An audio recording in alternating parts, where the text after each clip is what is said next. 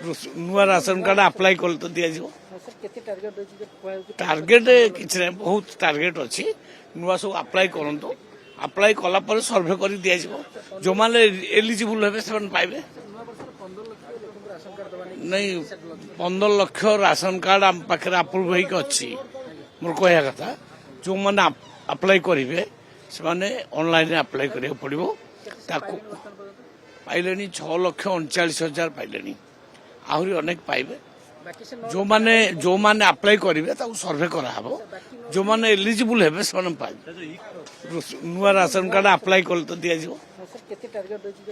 Target କିଛି ନାହିଁ, ବହୁତ ଟାର୍ଗେଟ ଅଛି। ନୂଆ ସବୁ ଆପ୍ଲାଏ କରନ୍ତୁ, ଆପ୍ଲାଏ କଲା ପରେ ସର୍ଭେ କରି ଦିଆଯିବ। ଯେଉଁମାନେ ଏଲିଜିବୁଲ ହେବେ ସେମାନେ ପାଇବେ। ନାଇଁ, 15 ଲକ୍ଷ ରାସନ କାର୍ଡ ଆମ ପାଖରେ ଆପ୍ରୁଭ୍ ହେଇକି ଅଛି। ମୋର କହିବା କଥା, ଯେଉଁମାନେ ଆପ୍ଲାଏ କରିବେ ସେମାନେ ଅନଲାଇନରେ ଆପ୍ଲାଏ କରିବାକୁ ପଡ଼ିବ। ତାକୁ ପାଇଲେଣି 6,39,000 ପାଇଲେଣି, ଆହୁରି ଅନେକ ପାଇବେ। ଯେଉଁମାନେ ଆପ୍ଲାଏ କରିବେ ତାକୁ ସର୍ଭେ କରାହେବ। ଯେଉଁମାନେ ଏଲିଜିବୁଲ ହେବେ ସେମାନେ ପାଇବେ।